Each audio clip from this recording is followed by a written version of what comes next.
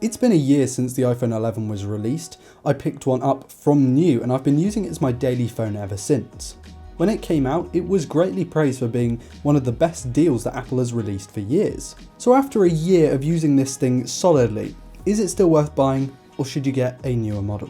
Hi guys, I'm Ryan Thomas and this is my 1 year review of the iPhone 11. Let's start off with something really important, which is the pricing. The iPhone 11 released at £729 and has since dropped to just about £500 on eBay for a 128GB model. For a like new or refurbed unit, expect to pay something like an extra £50. And with the iPhone 12 already out, these prices are likely going to drop even further. So what do you get for your money? Well, what I would consider one of the better, well-rounded devices on the market right now. TLDR, it does all the basics really well and is going to last longer than the equivalent Android smartphone, asterisk of course, depending on the company, because it's by Apple and because it's going to have that 5-year software support. I've kind of hated on the iPhone 11's camera since the start, and I don't think that that's really fair. I feel like the colours are a little too saturated and the oleophobic coating on the camera lenses is pretty much non-existent, meaning that there are a lot of lens flares and you really do have to wipe the things every 2 minutes. Don't get me wrong, the 11's photos and videos aren't ideal, but they aren't as bad as I've really been hammering it for. I actually bought this thing purely because it was the first Apple smartphone with an ultra-wide camera, and as ultra-wide cameras go, this one's pretty good. It's not my best and it's certainly not my favourite, but the lens type itself, an ultra-wide, is my favourite lens, so I wanted to try it out on the Apple side. What's it like? Well, the photos from this iPhone in particular definitely stand out on social media.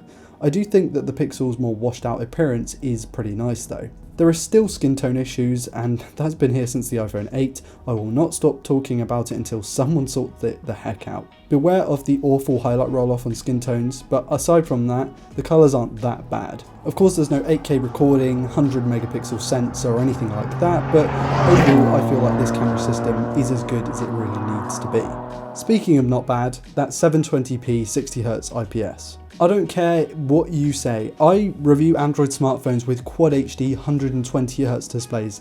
I think I know what I'm talking about here. This display is not bad. On paper, sure, it's pretty poor. And if you look at it in person, if you really hold it up to your eye and you've got really good vision, you will be able to discern the pixels just a little bit, but really, there's not much in it. It's not the smoothest or the sharpest thing in the world, but what it is good. It's okay. It's really not a bugbear, and it's something that's going to be fine for most people because most people don't care about specs. What's also just fine is the build quality, but that might start to change soon. See, a lot of smartphones, Galaxy Note 20, are starting to use plastic in their builds instead of glass, which, while more durable, is cheaper to make and to use, and so should bring the cost of the smartphone down, but it doesn't. Instead, phone prices are actually increasing, so the fact that this £700 phone, now £500, is still made of metal and glass is actually quite impressive given the rest of the new market.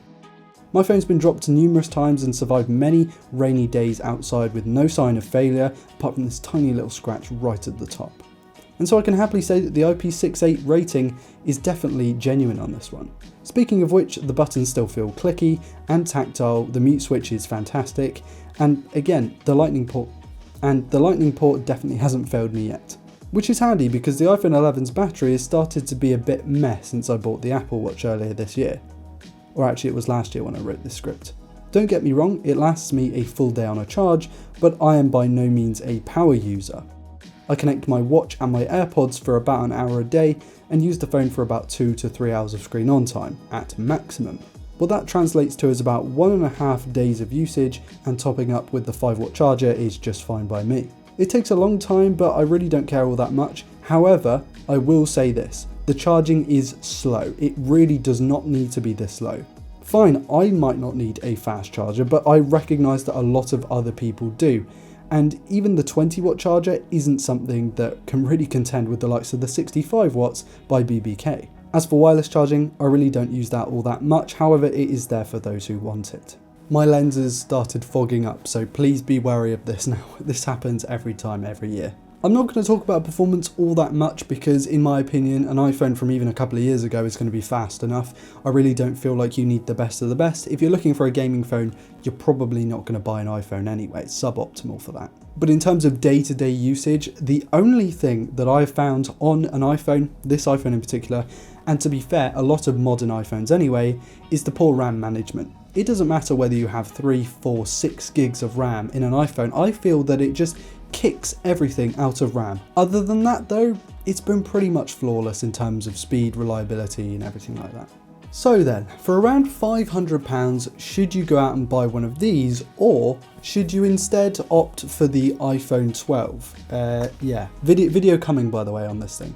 Well, the answer to that is pretty simple. If you don't care about the slightly better camera, and if you don't care about the flat edges, kind of the nicer-ish screen, then I recommend going with the iPhone 11 because it's a really good deal on the used market. It's definitely not the most feature-rich, it doesn't have the best camera, it doesn't have the best display, it doesn't really have the best battery, but it's the best all-rounder in my opinion. I would typically say that about the Galaxy Note 9, only the Galaxy Note 9 is starting to show its age a bit in its performance now, especially if you're in the UK, because you're going to get the one with the Exynos chip, which is nowhere near as nice as the one with the Snapdragon chip. You can see my lens is also fogging up again, this is about the 4th time now. Overall, this thing, very good smartphone, I would recommend it, and I'm not going to upgrade to the iPhone 12, I'm going to continue using the iPhone 11 for probably the next year, because it will be fine for at least another year, if not another 2 or 3 really. Before I completely steam up and you can't see me whatsoever, I'm going to leave the video here. Thank you so much for watching guys, this is going to be quite an exciting year for the channel I think, because I have a lot of content coming out and it's all kind of scheduled, so it's ready to go out, yeah. Let's just hope that 2021 is a bit better than 2020. Please do like, dislike, comment and subscribe to never miss a video like this one, and also check out all my links in the video description. As always, I've been Ryan Thomas and I'll catch you later. Peace.